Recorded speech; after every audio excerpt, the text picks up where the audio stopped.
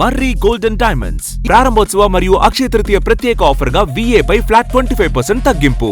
మర్రి golden diamonds, Kukatpally, Hyderabad. Inter ఫలితాల్లో గత 12 ఏళ్లలో తొలిసారి రికార్డు స్థాయి ఉత్తీర్ణత నమోదైంది. ప్రథమ ఇంటర్లో 77%, ద్వితీయ ఇంటర్లో 81% విద్యార్థులు ఉత్తీర్ణత సాధించారు.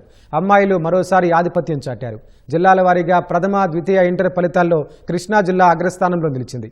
అన్నమయ్య జిల్లా అట్టడుగున నిలిచింది. ఫెయిల్ అయిన విద్యార్థులు నిరుత్సాహపడకుండా మరింత కృషి చేసి విజయం సాధించాలని విద్యాశాఖ మంత్రి లోకేష్ సూచించారు. ఇంటర్ ఫలితాల్లో మరోసారి అమ్మాయిలు విజయ పరంపర కొనసాగించారు. మొదటి సంవత్సరం బాలురు 72%, బాలికలు 81% ఉత్తీర్ణత సాధించారు. రెండో సంవత్సరం బాలురు 76%, బాలికలు 85% పాస్ అయ్యారు. వొకేషనల్ కోర్సుల్లో మొదటి సంవత్సరం 61%, రెండో ఏడాది 74% ఉత్తీర్ణత సాధించారు. ఫలితాలను విద్యాశాఖ మంత్రి లోకేష్ ఎక్స్ వేదికగా విడుదల చేశారు. గత 12 ఏళ్లలోనే అత్యధిక ఉత్తీర్ణత శాతం ఈ ఏడాది ఫలితాల్లో నమోదైందని వెల్లడించారు. ప్రభుత్వ అనుబంధ జూనియర్ కళాశాలల్లో గణనీయమైన పురోగతి కనిపించిందన్నారు. ప్రభుత్వ జూనియర్ కళాశాలల్లో ప్రథమ ఇంటర్లో ఉత్తీర్ణత శాతం 54%గా నమోదైందన్నారు. ఇది గత 12 ఏళ్లలో అత్యధికమని వివరించారు. ద్వితీయ సంవత్సరంలో 68% విద్యార్థులు ఉత్తీర్ణులయ్యారన్నారు. ఇది గత 12 ఏళ్లలో రెండో అత్యుత్తమ ఫలితమని తెలిపారు. ఈ విజయానికి విద్యార్థుల కృషి, ప్రిన్సిపల్స్, జూనియర్ లెక్చరర్ల శ్రమతో పాటు అన్ని వర్గాల సమిష్టి కృషి కారణమైందని లోకేష్ అభినందించారు.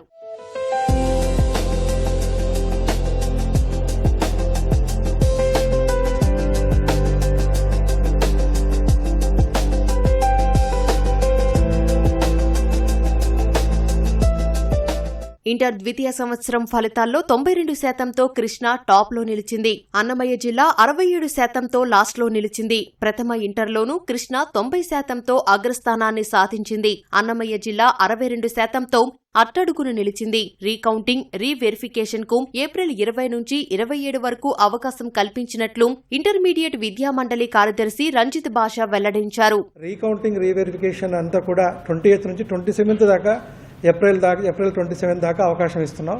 అలాగే ఇదే టైంలో కూడా మీరు 28 నుంచి 27 ఏప్రిల్ దాకా సప్లిమెంటరీ ఎగ్జామినేషన్స్ కూడా మీరు అప్లై చేసుకోవచ్చు.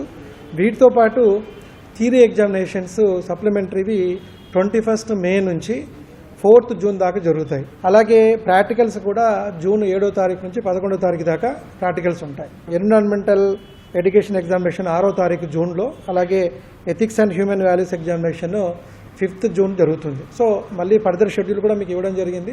ఎవరు అధైర్యపడకండి, మళ్ళీ ఎగ్జామినేషన్స్ అందరూ అప్లై చేసుకొని రావాల్సిందిగా అందరినీ విజ్ఞప్తి చేస్తున్నాం.